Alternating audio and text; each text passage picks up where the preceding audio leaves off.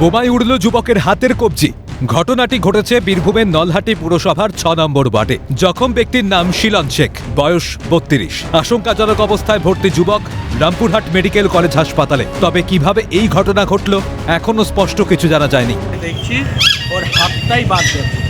কিভাবে মানে কিসের আঘাতে? সেই আঘাতটা হচ্ছে অ্যাকচুয়ালি এখানে রিপোর্টে যেটা জানা যাচ্ছে বোমের মাধ্যমে হয়েছে ঘটনাটা। এবার সেই ঘটনাটা কী সূত্রে হয়েছে সেটা আমি এখনো পর্যন্ত সঠিকভাবে জানতে পারিনি।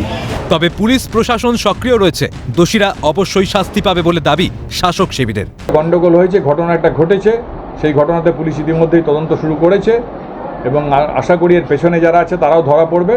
এবং আমরা তো জানি বিভিন্ন সময় আমরা দেখেছি ঝাড়খণ্ড থেকে বিজেপি লোকজন নিয়ে এসে তাদের মিছিল মিটিংও থাকে, তারা হাতে কোনো গন্ডগোল ঝামেলাতেও তারা থাকে। ইলেকশনের আগে তারা একটা অশান্তি সৃষ্টি করার জন্য বিভিন্ন জায়গায় এই ঘটনা ঘটাবে তারা, এটা তো আমরা আগে থেকেই জানতাম।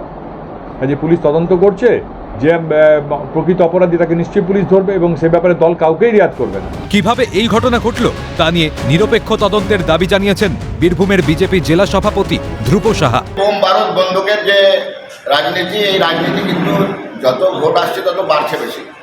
যখন মমতা ব্যানার্জি বীরভূমে আসলেন তখন বললেন এত বোমা কিসের, এত বারুদ কিসের, বন্দুক কিসের। আর পুলিশ তৎপরতা দেখালো, অনেক বোম বারুদ বন্দুক উদ্ধার হলো এই নলহাটিতেই। করছিল বোম নিয়ে কিছু করছিল, ভীত সন্তুষ্ট করার প্রচেষ্টা চালাচ্ছিল, সেই কারণে বোমকে ব্যবহার করবে বলে বোম মজুত করছিল। এই ঘটনার পুরো তদন্ত হওয়া উচিত। আমি মনে করছি যে নিরপেক্ষ তদন্ত, এনআইএর তদন্ত হওয়া উচিত।